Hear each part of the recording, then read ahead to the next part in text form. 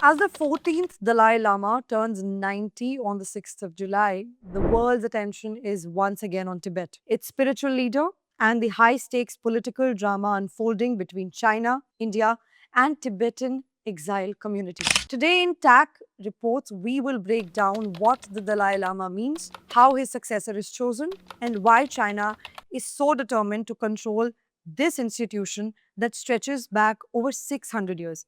Hello, I'm Gunjan Handa and let's get into it. As of July 2025, relations between Tibet and China remain tense as Beijing insists it alone will decide the next Dalai Lama's reincarnation, while the 14th Dalai Lama, turning 90, reaffirms that his successor will be recognized by the Tibetan exile community outside China. China also continues to reject any discussion of genuine autonomy for Tibet, while senior Tibetan leaders say there is little hope for progress. Additionally, China has warned India not to interfere in Tibet related matters. However, Indian Minister Kiran Rijiju supported the Dalai Lama's authority to decide his reincarnation, while China's foreign ministry warned India to respect its position. But India continues to reiterate its commitment to religious freedom and non interference in matters of faith. Now, who is the Dalai Lama?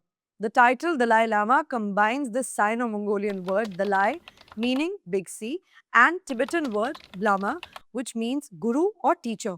In Tibetan Buddhism, a Lama is a revered spiritual leader, often a monk who guides the community in religious and ethical matters. The highest spiritual leader in Tibetan Buddhism, the Dalai Lama, is believed to be the reincarnation of Avalokiteshvara, the Bodhisattva of compassion. The process of selecting a new Dalai Lama is sacred, complex, and steeped in centuries old tradition. Step 1.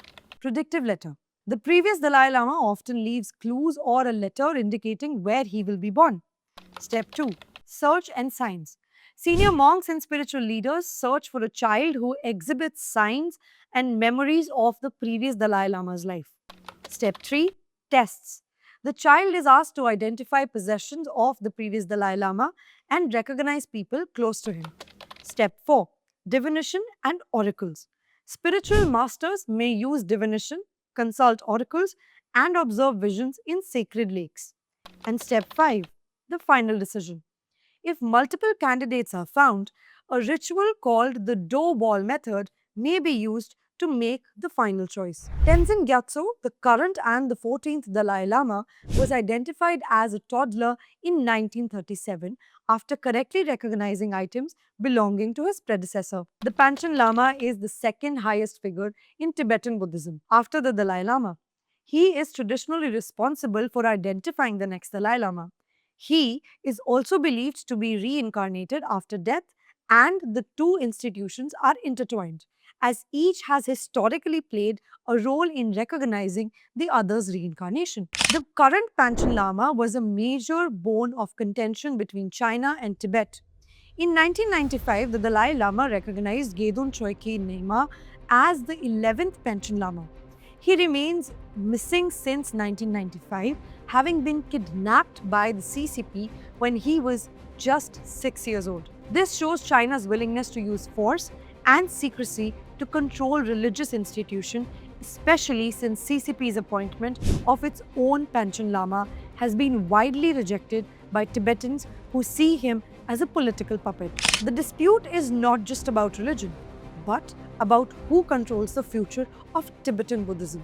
China's opposition to the Dalai Lama is rooted in both history and politics. Historically, China claims that Tibet has been a part of its territory for centuries. However, this is not just disputed but vehemently opposed by the Tibetan community.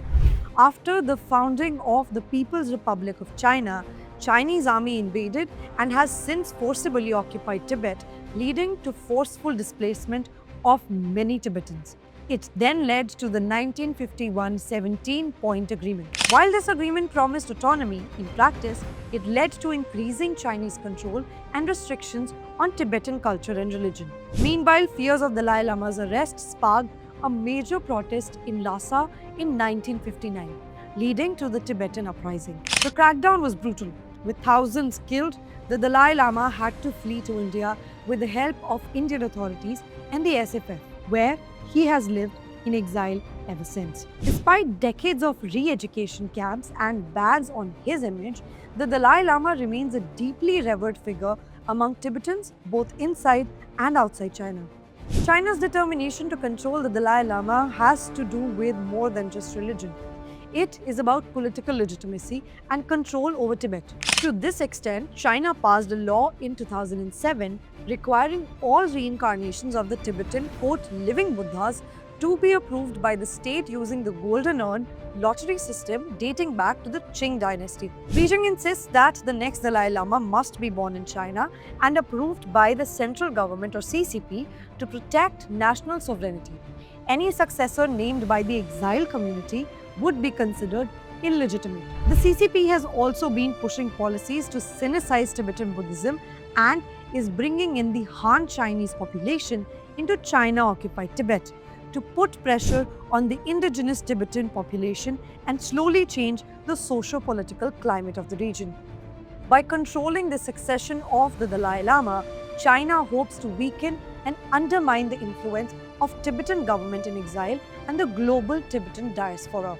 The Dalai Lama, for his part, has made it clear that his reincarnation will be recognized by Garden Phojang Trust based in India and that the process should follow traditional Tibetan Buddhist practices, not Chinese law. The Panchen Lama controversy is a warning of what could come in the future. The Dalai Lama has himself stated that the search for his successor should follow tradition and not politics.